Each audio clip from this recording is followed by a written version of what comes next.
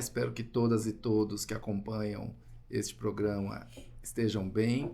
Meu nome é Carlos Ferreira dos Santos, eu sou professor da Faculdade de Odontologia de Bauru, atual vice-diretor e também superintendente do Hospital de Reabilitação de Anomalias Craniofaciais, o Centrinho, da Universidade de São Paulo, da USP. Hoje é o Dia da Consciência Negra e o que é a consciência negra? Basicamente é ter orgulho da cor da pele. E essa ideia ela foi extraída de movimentos sociais que lutam contra o racismo e pela igualdade racial. O Dia da Consciência Negra também é um dia muito importante pela luta pela igualdade racial.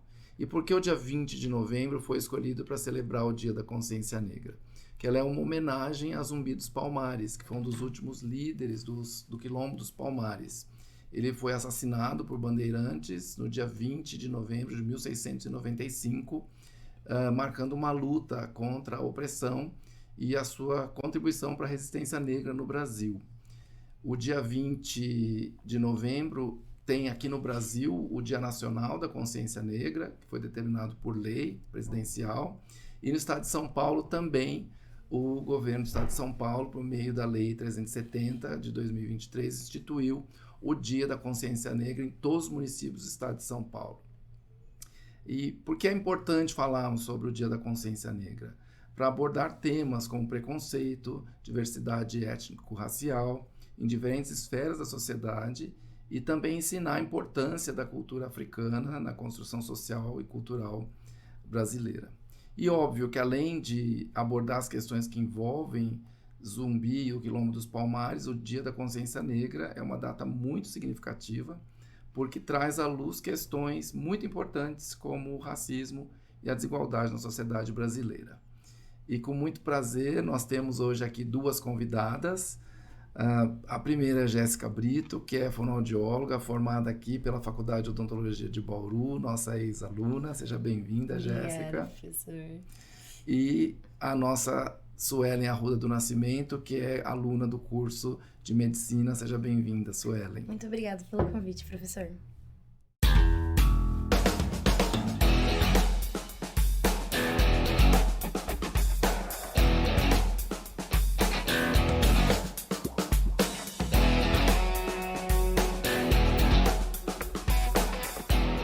Bom, inicialmente, eu tenho uma pergunta para as nossas convidadas, que é em relação ao surgimento dos coletivos, porque o tema da nossa conversa de hoje, no Dia Nacional e Estadual da Consciência Negra, é falar dos coletivos aqui na Faculdade de Odontologia de Bauru, no campus da USP de Bauru, como um desafio para superar o racismo. Então eu queria que vocês contassem para nós um pouco a história do nascimento dos coletivos aqui na nossa faculdade, no nosso campus, e por que eles surgiram. Essa pergunta é muito boa e eu gosto muito de responder ela. Os coletivos começaram lá em 2018, foi o ano que eu entrei na faculdade também. E quando eu entrei, eu via a necessidade de falar temas que não se falavam em sala de aula.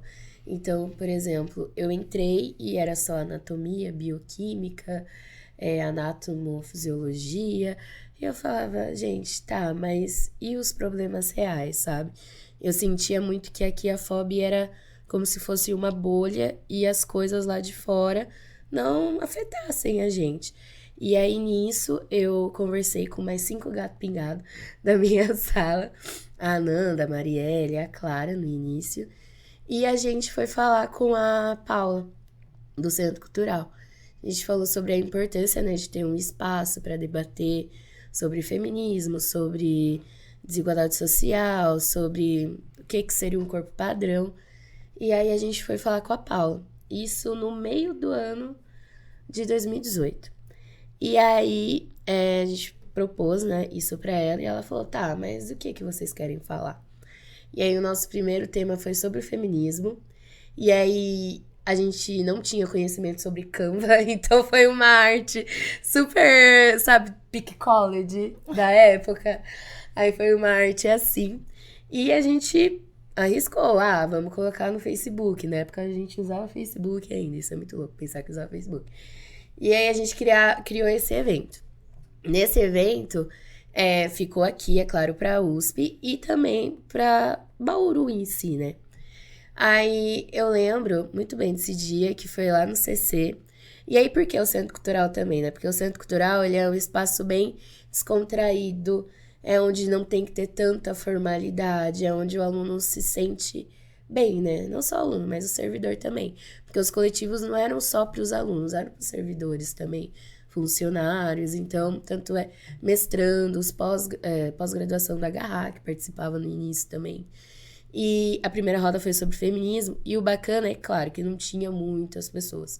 Tinha no máximo, acho que umas 15. Mas por ser a primeira, já era algo, assim, muito gratificante. E não tinha só pessoas da USP Bauru, tinha pessoas da Unesp também. E ela foi e falou, nossa, que diferente, a USP tá fazendo algo desse tipo. E aí, essa fala daquela mocinha lá, que eu não me recordo o nome, foi o start pra gente começar a investir nisso. Tá, então vamos tentar fazer uma roda de conversa a cada mês. Era uma coisa muito difícil. Então, por exemplo, começou do meio, tipo, julho ou agosto de 2018. E aí a gente tinha que fazer roda de conversa a cada mês.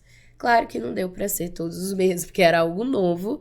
E assim, eu, Jéssica, eu não sabia o que que era um coletivo. Eu não sabia o que que era uma roda de conversa. Eu vim pra cá crua.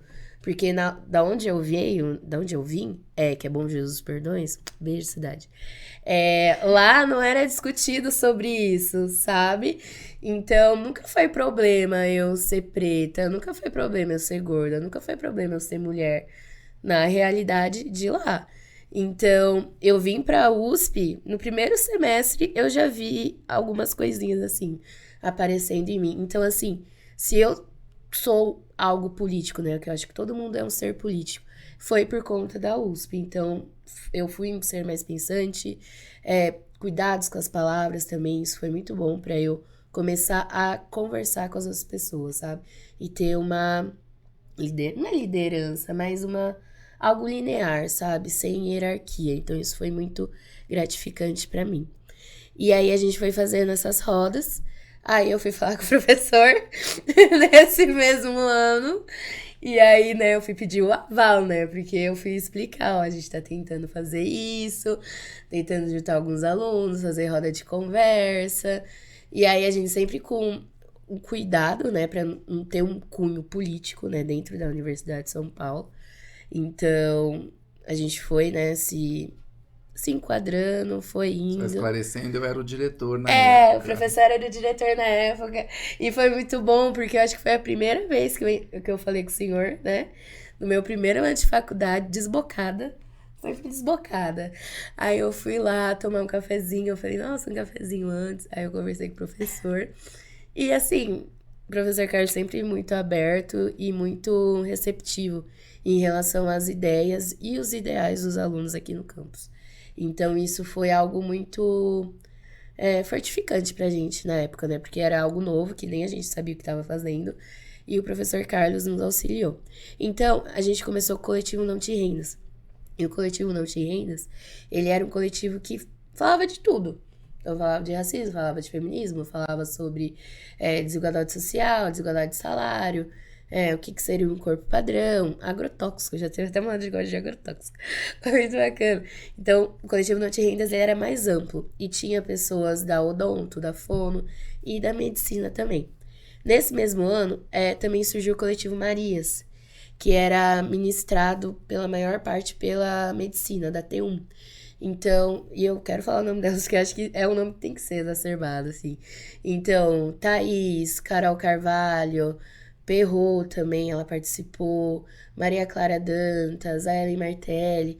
Essas meninas, elas fizeram a diferença na medicina na época, sabe? Então, porque a T1 também, ela meio que foi a primeira, né? Então, ela também tinha que ter um espaço para falar. E as meninas do Marias fizeram o Coletivo Marias. Então, foi junto, acho que foi na mesma onda, assim. E foi basicamente isso, eu respondi. Muito bom, muito bom. Isso, Ellen, como você entende qual é a importância dos coletivos na comunidade acadêmica? Quem pode participar? Como é que é o lugar de fala? Como funciona a organização? Já que você veio um pouco depois da Jéssica, não é? Sim. Ela é egressa, você ainda é aluna de graduação. Eu, na verdade, sou o legado da Jéssica e das meninas que ela falou. E sou muito grata, porque sempre existe a necessidade de ter o pioneiro e ser falado quem foi. Eu acho que o primeiro coletivo que surgiu para mim, porque eu entrei na faculdade como numa situação muito complexa do mundo, que foi na pandemia. Então, a gente já estava muito individualista nas nossas casas, para quem tinha casa, para quem tinha o conforto de um lar, a gente ficou mais na instituição familiar, e que é onde a gente aprende nossos primeiros valores, nossas primeiras visões e perspectivas do mundo. Nossas narrativas são criadas nos nossos lares, né?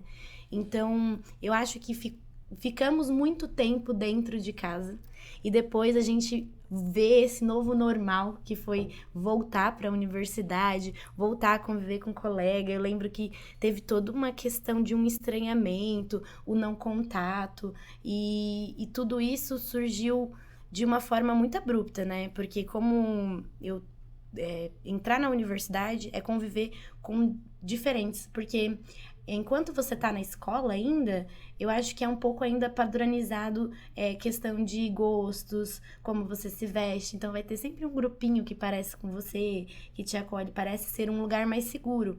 A universidade é um lugar mais aberto, com pessoas diferentes, com pensamentos diferentes, e de diversas formas você pode agredir o outro, porque esses valores que você trouxe da família nem sempre são valores que agregam a todos. Então é onde você vai ter realmente uma desconstrução de tudo que você construiu ao longo de tempos, né? Então você vai manter aquilo que ética e moralmente te forma como ser político, como a Jéssica disse, mas assim você aprende a conviver com o diferente. E isso foi incrível. Só que da mesma forma que a gente carrega todos esses conceitos pré-definidos, que é o preconceito, a gente também vai desconstruindo aqui. Eu acho que o coletivo, ele tem essa importância. E o primeiro coletivo, para mim, foi o CRUSP. Então, a Jéssica nem me conhecia, ela viu uma menina... Eu fui morador do CRUSP também, com muito Sim, orgulho. todos os moradores do é CRUSP, incrível. entendeu? É como se fosse uma rap legalizada. É uma república legalizada, institucional. Dentro da USP. Sim, dentro da USP. E lá eu conheci pessoas com problemas que eu nunca teria o contato. A gente chorou juntas, a gente se abraçou juntas, a gente entendeu coisas juntas, a gente entendeu como nós somos pequenas diante de tanta diversidade, de tanta situação que eu nem imaginaria passar, assim. Então, foi o meu primeiro acolhimento aqui na universidade, foi o CRUSP. A Jéssica me viu, não sei onde, falou, você vai para o alojamento 3. Eu sou do alojamento 3, da turma 3, do quarto 33. Eu até tatuei turma 3. E eu acho que foi o primeiro grande coletivo. Porque é legal a gente falar os coletivos institucionalizados, mas esse apoio, essa rede de apoio que nós temos, pessoal, professor, além de ser meu professor, uma pessoa que admiro também, é meu amigo, também é um apoio. Então, esses pequenos coletivos também nascem. Jéssica me ensinou a como ser uma mulher preta, como poucos sabem, mas eu soltei o meu cabelo a primeira vez na universidade aos 25 anos. Então, eu alisei o meu cabelo até então, fiz a transição capilar, que foi muito duro se reconhecer como um indivíduo que as pessoas iam notar mais, porque antes eu estava mais dissolvida na sociedade, reproduzindo o que sempre esperaram de mim, comportamentos brancos, e tem todo esse...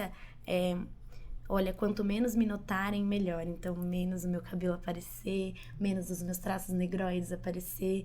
Então, isso ia ser mais confortável e menos violento para mim. Então, quando tem que ser o contrário, né? Nós temos que nos orgulhar disso. Isso, exatamente. Esse dia da consciência negra é exatamente ao contrário, tipo, armar o black e ir pra cima. Então, o primeiro coletivo veio do CRUSP, e aí, depois, com essa transição da pandemia, do individual pro coletivo, os coletivos foram importantes, como as rodas de conversa. Então, eu participei de poucas, eu sou integrante do Filhos da África, e lá eu teve já oficinas de como cuidar do cabelo. Então, teve participação de uma profissional que explicou como que trata, qual produto que usa, que não é o mesmo tratamento que uma mulher branca usa e tudo mais. Então, eu acho que essa é a importância do coletivo. Então é aberto, qualquer um pode participar, a pessoa que se identifique com aquele coletivo, é assim? O coletivo é um lugar de segurança, é aquilombar-se, dentro da universidade. Nós viemos de uma tradição que a branquitude sempre dominou o meio acadêmico. Então, a academia tem uma forma bem embranquecedora do ser. Então, eu sou da medicina, eu vejo os corpos negros sempre na anatomia como os corpos que eu utilizo para estudar o corpo humano. Mas quando a gente vai estudar nos bonecos de simulação, por exemplo, um parto, vai ser uma boneca branca. E eu acho que no inconsciente coletivo, a gente costuma desumanizar os corpos negros. E quando a gente só vê o corpo negro nessa posição de um corpo morto, então tem toda uma necropolítica que já coloca o negro numa situação muito complicada. Vamos formar pessoas que vão cuidar da saúde. Não tem como eu cuidar da saúde, sendo que quando eu estudo dermatologia, eu não vejo como um edema vai ficar numa pele negra, como uma mancha ocre que, tipo, é indicativo clínico de algumas doenças, ficam numa pele negra. E eu acho que, como a academia é branca, ter coletivos que expliquem, por exemplo, como que eu posso atender uma pele negra, ter essas oficinas, é importante. Esse lugar seguro de, poxa, tem um lugar para respirar, o negro, ele vai ter um lugar de segurança, ele tem no coletivo, mas as rodas de conversa é para todos. Então, assim, temos que entender, a branquitude não é humana universal. Ela é responsável também pelo combate do racismo. Então, temos que ter mais pessoas que colaborem contra o racismo do que os negros que se responsabilizem só em se autodefender. Porque a gente está cansada, a gente está sangrando em praça pública. Então, é importante que os brancos também se responsabilizem por essa violência. E não olhar a gente como wiki preta, né? Sim. Como, mas por que eu não posso fazer isso? Então, você pode me ajudar? Então, eu acho que a gente já tá num momento da tecnologia em que até o ChatGPT pode responder algumas questões, sabe? Então, isso que a Suelen falou de estar cansada, estar cansada no geral. Estar cansada de responder perguntas que a pessoa pode pesquisar, ler um livro, por exemplo, de Jamila Ribeira, Bell Hooks, que a pessoa pode... Buscar referências, entendeu? Então, quando a gente fala que tá cansada, é cansada no geral. Muito bem. E então, a fala de vocês tem a ver com a política de cotas. Eu gostaria de saber o que vocês têm achado sobre a política de cotas, se tem auxiliado para contribuir para aumentar a diversidade dentro da universidade e, inclusive, a inclusão, que é o tema aqui, né, do nosso encontro. Eu entrei no ano que as cotas foram aceitas na USP, né?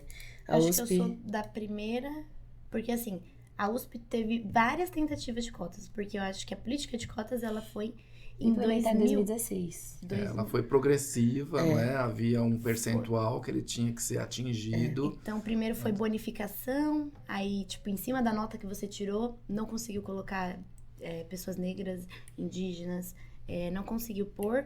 Depois foi reserva de vagas. Então, vamos estabelecer 9 vagas. Essas pessoas que vão entrar têm que ser negras. Eu acho que eu fui a primeira de estabelecer. Então, foi de bonificação? Eu acho que o seu foi de bonificação. Eu tô antiga, credo! Meu Bom, de qualquer Deus. forma, como é que vocês viram, então, essas decisões que passam sempre pelo Conselho Universitário da USP para a melhoria, aumento da diversidade e inclusão Eu acho aqui que, no campus de Bauru? eu acho que nisso a gente tem o panorama da nossa sala, né? Em 2018 eu entrei, tinha 2 pessoas pretas de 30 alunos numa sala. Nossa, então mudou muito. Exatamente, exatamente. E aí, como eu disse, 2018 foi o ano que eu comecei a pensar, ficar militante, ficar nervosa, ficar triste. Foi o ano, né, 2018 eu acho que foi o ano da militância, né? E aí, nisso eu comecei a ver a minha sala. Aí depois eu comecei a ver o Bandeco. Quantas pessoas pretas tem no Bandeco? Dava pra contar, Sim. Suelen. Dava pra contar. E aí, quando a gente contava, a maior parte era do curso de fonoaudiologia. Da odonto tinha alguns. E da medicina... Da medicina, eu acho que tinham 2 ou 3, se eu não me engano. Mas dentro da medicina eu acho que veio mais diversa. Eu entrei no ano da medicina. E a medicina, ela veio com novos padrões, vamos dizer assim. Então, tinham vários tipos de pessoas, entendeu? Que não Para é o quem padrão nos de ouve, o medicina. Bandeco é o bandejão, restaurante Esqueci universitário. de falar disso. E aí eu comecei a reparar, sabe, a quantidade de pretos que tinham no meu convívio na Universidade de São Paulo. Comecei a reparar, nossa, eu não tenho um professor preto, sabe? Só Carlos. Exato, exato. E eu fui ter o quê? No segundo ano, Mais se eu pra não me frente, engano.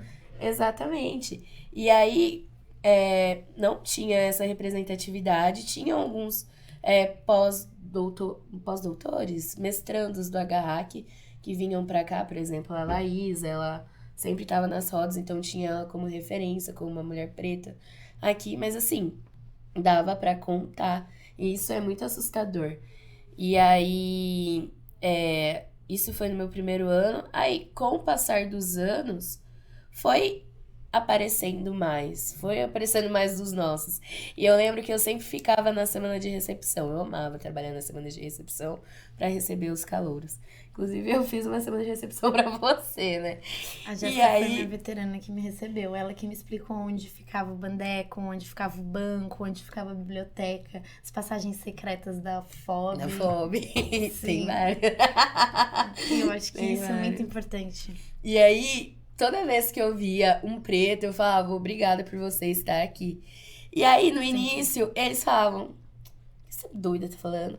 Aí depois passava alguns meses, eles falavam, agora eu entendi o que você falava.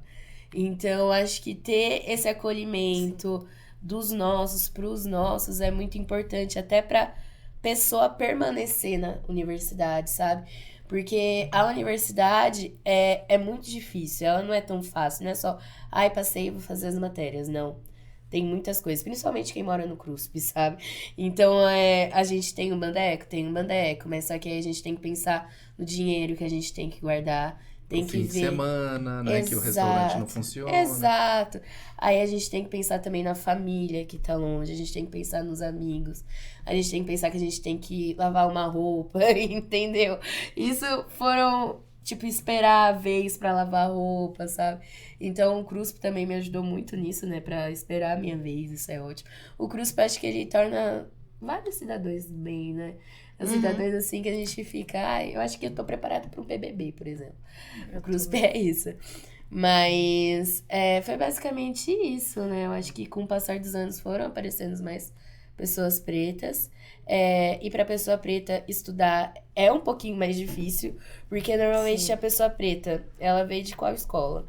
Escola pública. Normalmente, às vezes, um ou outro é de escola privada, que tem bolsa ou não.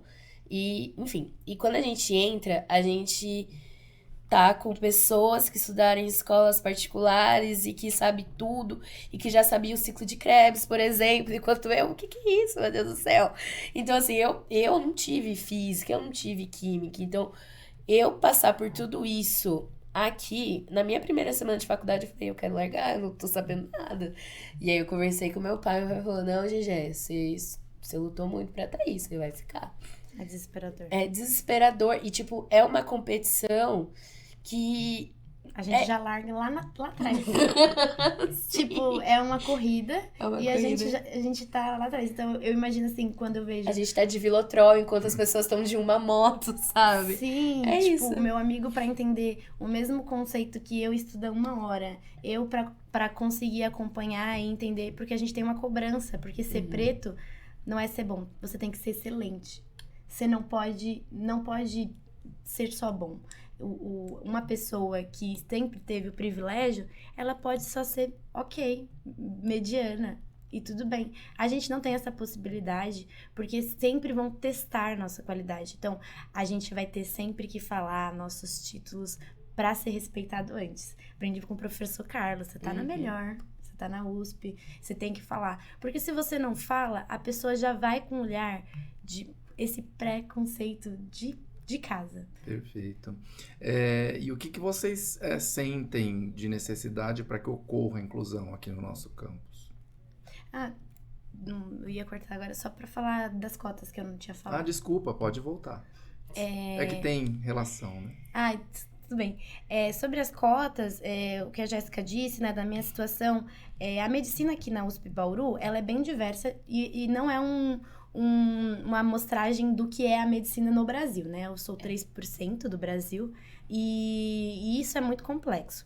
Então, uma pessoa que vai atender ao Sistema Único de Saúde vai atender uma população majoritariamente negra. Então, você tem que estar adequado a atender pessoas desse porte. Então, mais do que isso, do hard skill, você tem que ter o soft skill.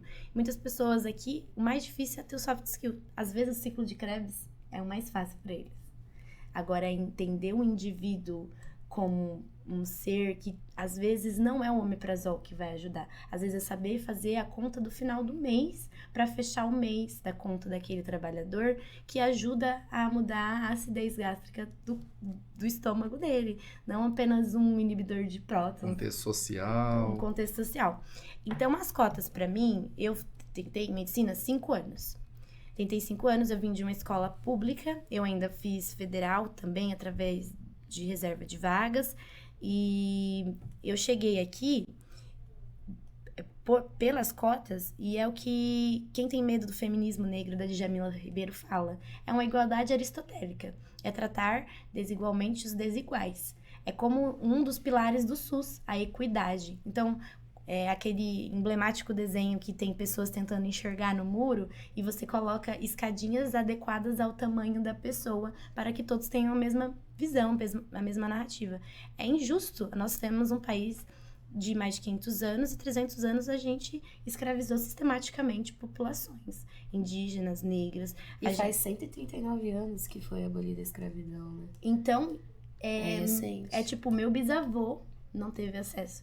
Então, eu sou uma das primeiras a entrar na universidade, eu sou uma das primeiras a falar inglês. Então, tipo, isso é muito cruel não se enxergar. Então, a reserva de cotas é sobre representatividade. Não tem como você sonhar quando você vai ao médico e só o seu pediatra branco te atende. Não tem como você ter uma perspectiva de almejar coisas maiores quando você liga a TV e uma novela que retrata a Bahia, que a cada 10 pessoas, 7 são negras, todo o elenco é branco. Então, existe esse apagamento que a gente precisa dar ao pessoal da periferia coisas para almejar. Então, quando eu vejo um professor negro, quando eu vejo uma aluna negra, eu tenho a possibilidade de... eu posso estar lá. Então, as cotas não vão resolver esse problema de só 139 anos de estar livre. Mas é uma medida em quem tem medo do feminismo negro. A Djamila Ribeiro explica um pouco sobre cotas. Ela dá, tipo, pequenos capítulos numa linguagem muito menos academicista, então é acessível a todos. Então tem também o pequeno manual antirracista também, que tem uma visão bem legal. E quem gosta de uma linguagem mais acadêmica tem a Lilian Schwartz, por exemplo. A Lilian Schwartz, ela é uma mulher branca. E ela é uma mulher branca, super aliada, super uma pessoa que luta... engajada. A Lilian Schwartz, ela tem uma linguagem mais acadêmica, ela é uma antropóloga, tanto que tem uma pesquisa muito famosa lá nesse livro, que é perguntam em entrevistas aleatórias para as pessoas você conhece alguém racista? 99% das pessoas disseram, conheço alguém racista. Mas quando você pergunta, você é racista? A pessoa não se reconhece como racista. E então onde está o racismo? O racismo é velado. Então é algo que mira, nós como alvos, somos alvos de um inimigo invisível, mas muito bem articulado, porque uma instituição se manter tanto tempo é porque é um mecanismo muito inteligente. A gente menospreza o racismo como se fosse um perigo. Pessoas idiotas cometem racismo. As pessoas muito inteligentes cometem o racismo porque é uma instituição muito bem articulada e organizada para se manter por tanto tempo. Poucas coisas se mantêm assim, atravessar. Teve um racismo biológico, teve um racismo social, teve um racismo baseado em crenças. Então, é uma instituição muito antiga e que a gente, às vezes, fala... é só falar sobre cabelo. Não é só sobre isso. Dia da Consciência Negra é um dia que não é só para os negros, mas para os brancos entenderem seu papel nessa manutenção de uma instituição tão bem articulada. Eu tô cansada de assistir matérias onde toda vez que comete um racismo, o remédio estava atrasado. Foi sem querer.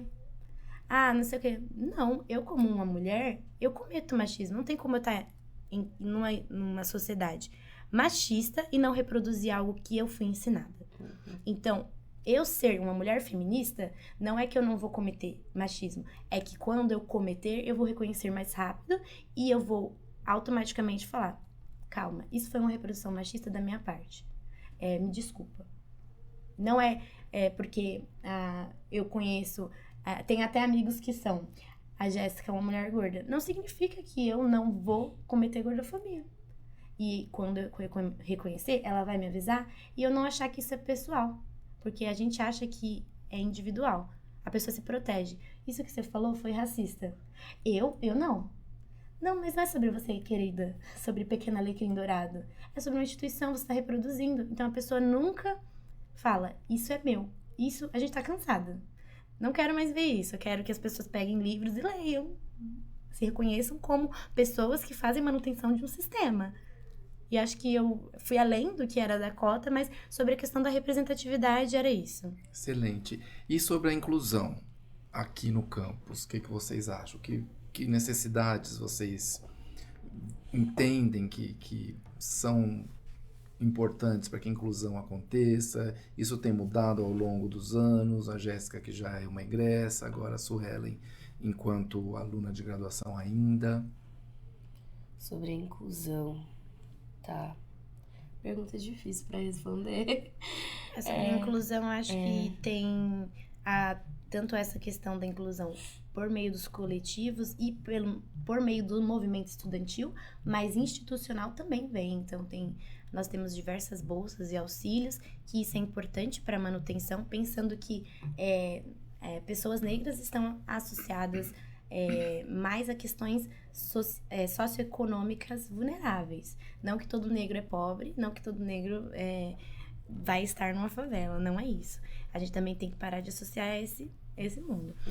Porque quando a gente vê um preto rico e tal, a gente não consegue reconhecer. Se eu falar assim, pense num presidente americano, duvido que poucas pessoas vão pensar no Barack Obama.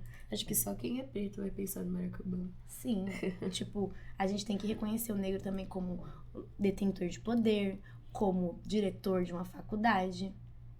Uma pergunta para o senhor. O senhor foi o primeiro diretor da USP negra? Acredito que sim. Nossa. Acredito que sim, eu não me lembro de outro. Nós somos poucos professores pretos e pardos na universidade. E há todo um movimento para que isso mude, inclusive ou com bonificação ou com reserva de vagas nos concursos para docentes. Quando uma unidade for fazer um concurso numa área com 3 vagas, obrigatoriamente uma vaga é para professores pretos, pardos ou indígenas. Se o número for menor que 3, haverá um bônus de 20% da nota para esses candidatos. É óbvio que pode parecer pouco, mas é um início, não é? Para que esse número aumente. Isso sem dizer daqueles que não se reconhecem, não é? Então, é importante que, né, que nós que somos minorias nos reconheçamos, não é? Porque muitos podem achar que eu não sou pardo, não é? Como eu me autodeclaro. Mas não, é como eu me sinto e como realmente eu cresci. Não é? Então, a questão da representatividade entre os docentes, temos muita esperança de que ela vai aumentar com essas novas decisões que o Conselho Universitário tomou, e eu acredito que a Universidade de São Paulo esteja dando um bom exemplo e é um ótimo início para que esse panorama mude. Eu acho que vocês tiveram uma fala importante, não é? Como a própria Jéssica disse, mudou, não é? Nós andamos no campus hoje e a gente percebe que mudou, não é? O que nos deixa bastante felizes. Falando de inclusão, a Universidade de São Paulo criou uma pró-reitoria de inclusão e pertencimento. A Jéssica falou de bolsas, foi no início da gestão reitoral do professor Carlotti e da professora Maria Arminda, no primeiro ano, em 2022, ano passado. Vocês têm percebido alguma mudança? Você falou de bolsas, nós temos percebido essa pró-reitoria muito ativa, e cada unidade de ensino tem a sua comissão de inclusão e pertencimento, com representação docente e também discente. O que vocês pensam se essa pró-reitoria e essa comissão podem ajudar nesses assuntos que nós estamos conversando hoje? É com você, que você está aqui. Então, eu acho que eu tive um contato maior com essa comissão no Setembro Amarelo, né? Que, tipo, se você é antirracista, você também pensa em saúde mental, porque ser negro é estar em adoecimento mental. Então, não tem como ser, excludente. Se você é antirracista, você também é feminista, pensando que tem mulheres pretas. Então, não são... tudo junto, em uma interdisciplinaridade entre lutas, né? Então, a comissão, eu tive um contato maior no Setembro Amarelo, que ela colocou pelo campus alguns gráficos onde você tinha bolinhas para descrever como você se sentia no campus. Se você se sentia mal, se você se sentia perseguido, violentado. Porque a questão do suicídio ocorre na sociedade e isso era uma questão que eles estavam pondo. O que eu achei dessa ação foi que foi uma ação um pouco escondida da visão dos alunos. Então, parece que quem está no movimento é quem geralmente sabe das coisas, quando era para uma comunidade inteira saber.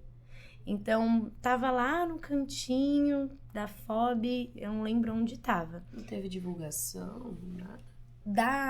Da PRIP, eu acho que teve mais institucional, mas eu achei esses papeizinhos, até entrei que aqui na FOB tem o Projeto Cuidar, né? Que também tem a questão de saúde mental. Centro Cuidar. O Centro Cuidar, e que é sobre a saúde mental dos acadêmicos. E aí a gente tentou divulgar com maior... A gente fez uma semana super legal, mas a adesão é um pouco dos discentes para participar. Então, teve yoga, teve todo um enriquecimento e tal. Porque quanto mais você se especializa...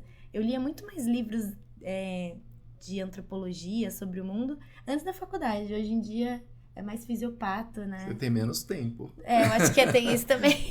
Tem menos tempo. Mas eu acho que o problema da especialização também acaba indo para esse lado, assim. Você fica mais especializado num ponto e eu acho que você vai diminuindo o seu leque de visão. Então, conhecer um museu. Então, teve uma ida ao museu, a FOB. Nossa, que incrível! Fomos à abertura. É muito mais do que estar na faculdade, é ocupar a faculdade. Então, fomos no museu de... É que agora foi cancelado, né? Mas esse... Já houve uma primeira. Já houve uma primeira. Então, fomos ao Museu do Ipiranga. E aí, a gente ia no Museu de Zoologia também, da USP. Então, ocupar essa questão. Então... E a gente se sentir mais próximo da capital, né? Sim. Quando eu fazia graduação, eu me sentia muito distante da capital e das coisas que aconteciam lá, sabe? Lá eu via que tinha muito mais movimento, tinha muito mais articulação, lutavam por uma educação, sabe? Então, por exemplo, eu nunca me esqueço disso. No dia 15 de maio de 2019, quando a USP, pela primeira vez, participou de uma passeata. Eu não sei se você se lembra disso. Foi a primeira grande greve. É, Nunca teve greve na USP. não foi greve, mas foi a primeira vez que a faculdade liberou os alunos para ir na passeata. Não sei Ah, se eu me você- lembro, me recordo. Exato. Me recordo. Então, esse dia, assim, foi único na minha vida. Porque eu tava cansada, mas eu tive que ir. A gente fez uma assembleia junto com os alunos. Aí tinha as representações, os cargos, gente. CG, COC é muito importante, porque vocês vão sabendo além e vão ajudando os seus colegas, sabe? Então, tinha essas pessoas, tinha os coletivos. E, assim, a gente decidiu por assembleia que a gente ia participar. E a gente tava com medo. A gente tem um certo medo, né? Porque, nossa, nunca participamos. Será que vai dar certo? Será que vai ter um aval? Será que vai ter represálias? Será? E aí, a gente fez o abaixo-assinado bonitinho. E eu lembro que a gente até levou lista de presença pra que a gente monitorasse Pra os alunos. comprovar quem Pra foi. comprovar quem foi. E eu lembro que a Unesp, ela olhava assim, tipo, por que vocês estão com esses papéis? Aí é pra comprovar, tá? É a primeira vez que a USP tá liberando os alunos pra fazer um ato desses. Então, Foi em assim, 2000 e... Eu era 19, diretor, 2019. foi em 2019. E assim, foi Eu não incrível. tava aqui. Suelen, foi incrível. Então, assim, Docentes foram também. docentes foram, Ana Carol Magalhães foi incrível, a Jennifer foi. Então, assim, nesse dia eu senti a gente um pouco perto da capital, sabe? Porque parece até Jogos Horazes eu falando nessa capital. Então, que tava tendo movimento lá e teve um movimento aqui e a gente pôde mostrar, sabe? Então, esse dia e essa abertura que o Senhor teve pra gente foi muito importante, Não, a sabe? importância do Carlos. Carlos, Você não tem noção. você não tem noção. Não estamos aqui para falar de mim, vou falar de tudo. Bom, então quando vocês estão abordando a inclusão dessa forma, vocês estão falando de uma forma até maior na sociedade, enquanto alunos ocupando os espaços da universidade. Eu entendo que temos aí um canal, não é? Agora também com a Pró-Reitoria e com essa comissão.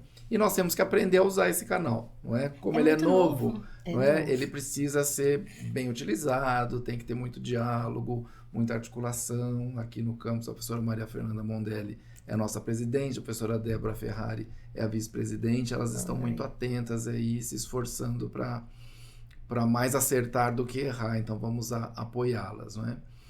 Bom, estamos chegando ao final da nossa conversa, que infelizmente está muito boa. Né? Está muito boa, né? O coletivo Filhos da África e os outros coletivos ainda estão com atividades. Há a possibilidade de o coletivo trabalhar, realizar ações em parceria com a Comissão de Inclusão e Pertencimento. Como é que está essa questão da ação? Eu sei que conforme vocês vão chegando mais para o fim do curso, o curso absorve vocês, e como é que essa questão de trabalhar esse legado para os outros que estão chegando e deixar essa consciência da necessidade de manter, não é, essa discussão. Professor, isso é algo que eu vejo como dificuldade de permanecer. Porque, por exemplo, quando eu participava do coletivo Não Te Rendas e do coletivo Filhos da África, na verdade, sempre fica centrado em uma pessoa. E quem que era essa pessoa? Era a Jéssica. Era a Jéssica. Então, assim, e eu fazia as coisas, eu mandava, a gente vai falar disso, eu já entrei em contato com tal pessoa vai vir aqui, a gente vai fazer uma live, a gente vai fazer uma roda de conversa. E assim, tudo era voltado a mim, entende?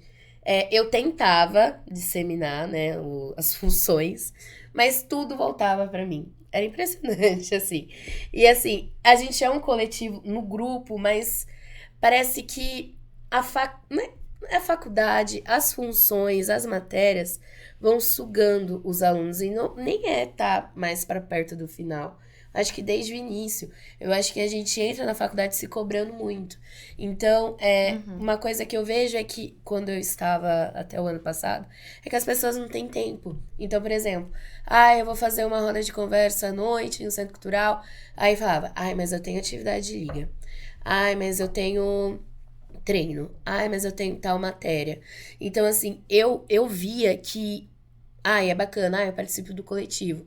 Mas só que eu via que as pessoas não colocavam ele como prioridade, entende? E isso é uma coisa que, você que está me assistindo, isso, Ellen, eu gostaria que as pessoas continuassem, sabe? Porque foi tão difícil começar e permanecer, e é triste ver que não tá mais acontecendo. Então, esse ano teve o quê? Pouquíssimas atividades, sabe? Não Te Rendas não teve atividade. Filhos da África teve alguma atividade esse ano? Esse ano, tipo, a gente teve tentativas, mas essa questão também do curso absorver ocorre muito. É algo para nós, então, enquanto docentes, pensarmos, né? Você falou de CG, Comissão de Graduação, Comissão Coordenadora de Curso, dessas discussões serem levadas a esses colegiados, porque nós temos essa preocupação de haver alguns períodos livres para que vocês possam se dedicar, não é, a outras coisas que vocês queiram, atividade esportiva, os coletivos, ligas. Então, acho que essa é uma discussão importante para levar, não é? Pensando na carga horária dos cursos e na carga horária mínima que os órgãos, que são os fiscalizadores, exigem, para ver se alguma modificação pode ser feita. Exatamente, eu acho que... Exatamente, porque quando eu tava na graduação, a gente nunca conseguia marcar uma data exata para falar de tal coisa. Para fazer uma roda de conversa, nunca tinha tanta aderência também. Então, acho que se realmente a CG, a COC, congregação, mandar em congregação, sabe? Essas pautas e falar, ó, tá acontecendo um movimento, entendeu? Tem pessoas tem pessoas mais pretas aqui, tem pessoas mais da bandeira LGBTQIAPN+, aqui. Então, assim, a gente precisa abrir esse leque. Também. Tem coletivo autista. Coletivo dos autistas. Eu vi isso, eu falei, gente, como assim? E assim, tá acontecendo essa mudança, e assim, esses órgãos, eles têm que ver e abraçar e achar uma maneira dessas pessoas fazerem as atividades e também participarem da graduação, sabe? Não ser algo tipo, eu tenho que fazer um negócio do coletivo agora, sabe? Não ser como, algo ruim, sabe? Tipo, uma função. E sim como algo a mais, como fosse um plus, sabe? Superada a barreira do ingresso, recrudescem as da permanência. Eu acho que a questão de não é só as cotas como uma porta de entrada, mas é pensar na permanência desse aluno como digno de receber tudo. Então, a gente parte de pontos de partidas diferentes na mesma corrida. Então, eu acho que ocorre também essa questão do que o professor havia falado. Ele disse que muitos não se reconhecem como negro. E pegar uma bandeira e participar de um coletivo falar assim, mexer na ferida. Eu me reconheço. Você se reconhece? Quando a pessoa aceita fazer parte do coletivo. Sim, eu me reconheço. E isso é muito duro, porque eu soltei meu cabelo aos 25 anos e pensar, caramba, eu sou um ato político aqui dentro da universidade, eu sou uma mulher preta, eu sou filha de nordestino, eu sou da periferia. Então, às vezes, a gente esquece essa questão do seu corpo ser uma representação política. Então, entrar num coletivo que... Tinha um coletivo LGBTQIA+, aqui, não tinha? Sim. Ele começou Eu fui num evento em que eles trouxeram questões importantes. Foi no auditório Maria Cecília Bevilacqua, houve sim. Eu estava aqui. Eu e a professora Lídia estivemos lá, pela FUNA. Eu acho que foi um evento que foi o coletivo... acho que foram todos os coletivos... E o coletivo LGBT também. Então, assim, muitas pessoas entram na universidade depois da instituição familiar sem serem assumidas na família. Por exemplo, entrar no coletivo é afirmar, eu sou um indivíduo gay, eu sou um indivíduo preto entrando num coletivo negro. Então, acho que existe um certo afastamento, às vezes, da questão do peso de carregar um rótulo, mas também a questão de não se reconhecer como negro. Às vezes a pessoa fala, você é negro, tá vendo? Às vezes as pessoas te perseguem. Às vezes vê como ofensa, né? Sim, às vezes a pessoa, não me chame de moreninha. Eu sou uma mulher preta. Você falar pra pessoa, uma coisa legal que acontece na universidade é a Mayra de Cabo Verde, ela é uma mulher preta que teve todo o seu empoderamento em outro país, Sim. que tem mais pessoas negras, existem mais pessoas negras, e mesmo assim não teve bonecas brancas. Então, às vezes, eu tinha que explicar, Mayra, essa pessoa te perseguiu no shopping porque você é uma mulher preta. E aí ela fala assim, está acontecendo. Então ela foi falando pra mim, aconteceu tal coisa de novo, aconteceu tal coisa.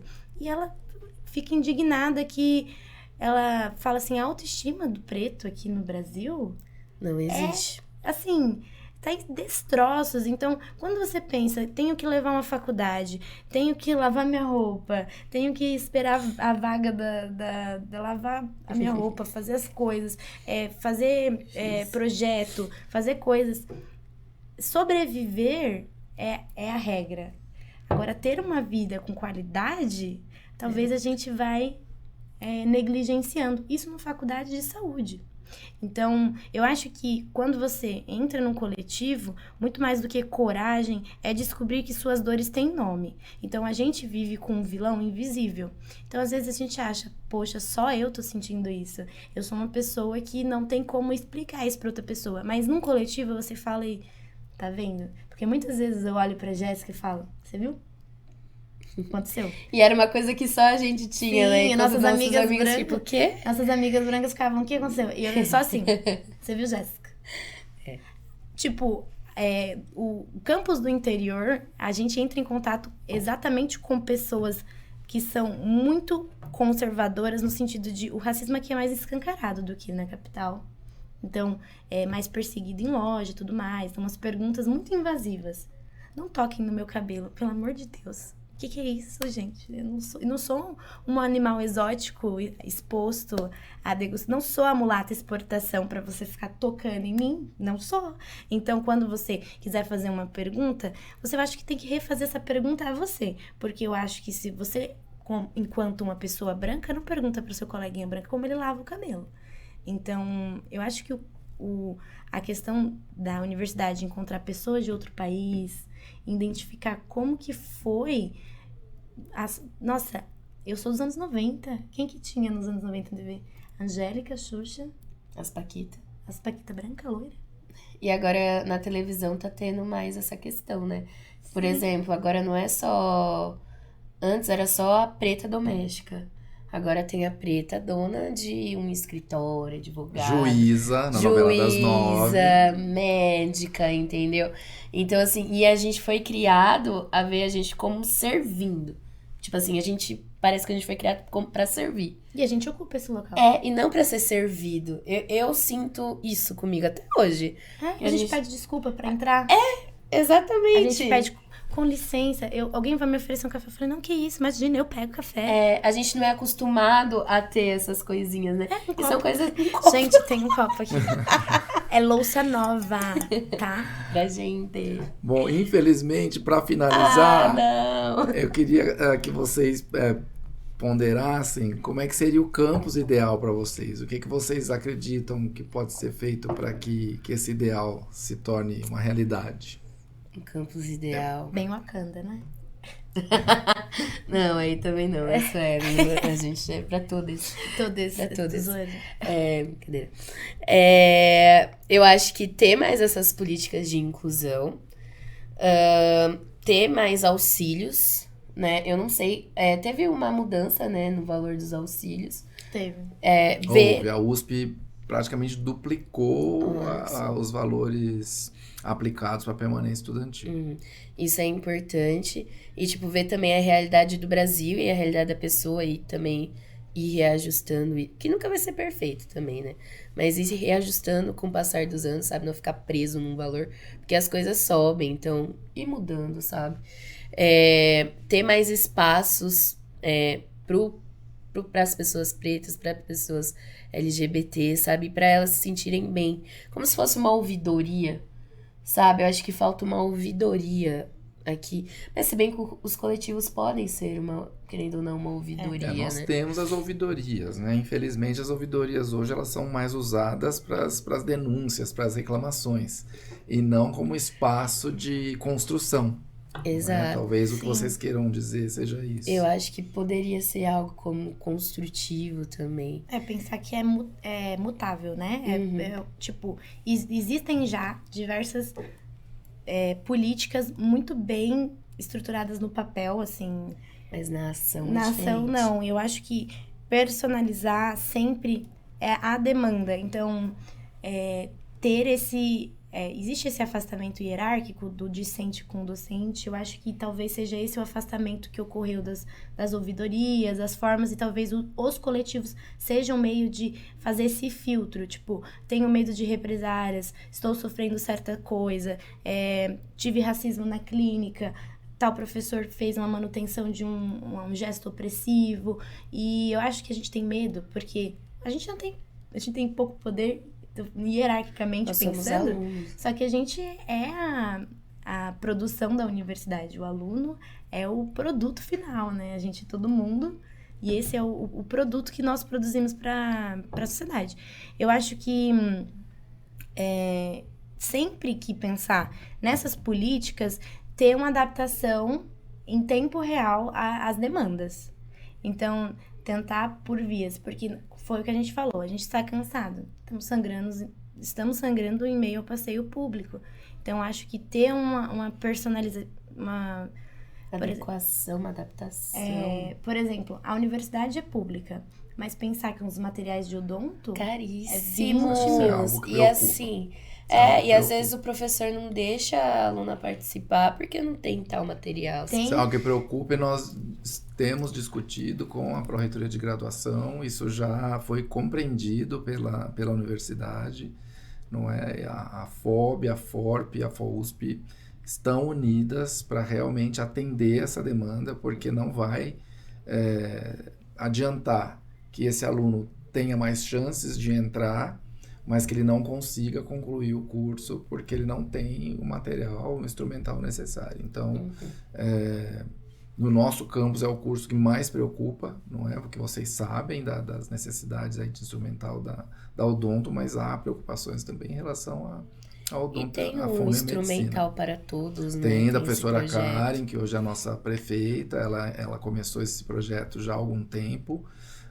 É um projeto maravilhoso e que tem bolsistas, não é? Que a Júlia começou, Exatamente, e que ajuda muito os alunos que têm necessidade. E eu acho que eu só tenho esse conhecimento do custo porque eu moro no CRUSP. Porque a cada lista é um susto diferente. É um Celta. É um Celta. E essa questão, por exemplo, eu acho que pode caminhar junto, por exemplo, não são as oportunidades iguais dentro do campus. Eu faço medicina, mas o congresso em tal lugar, quem que vai pagar? Porque o meu colega, ele vai pagar curso de residência, curso preparatório para residência, ele vai ter uma forma de lazer nas férias de qualidade, vai viajar, talvez a gente volte para nossa realidade da periferia e não tenha um descanso que nos renove para enfrentar novamente a academia e todo o peso de levar tudo que a gente já conversou ao longo do podcast e pensar nisso. É legal, existem políticas de permanência na universidade, mas será que elas estão acompanhando as mudanças que a universidade está recebendo? Então, eu acho que tem que ter essa questão. Muitos dos meus colegas falam 3 línguas. Eu sei lá. Cada semestre está em um país. Cada semestre está em um país. Enfim. Muito bom. Meninas, foi um prazer estar aqui com vocês, não é? Eu acho que de termos esse canal, acho que já é algo também histórico e importante para nós, não é? Para falarmos com tranquilidade, não é? Sobre o tema. E para os que nos acompanharam, espero que tenham gostado. Estamos aqui falando de uma forma descontraída e esperamos que tenhamos atingido a todos e todas. Muito obrigado e até a próxima. Até. Muito obrigada, gente.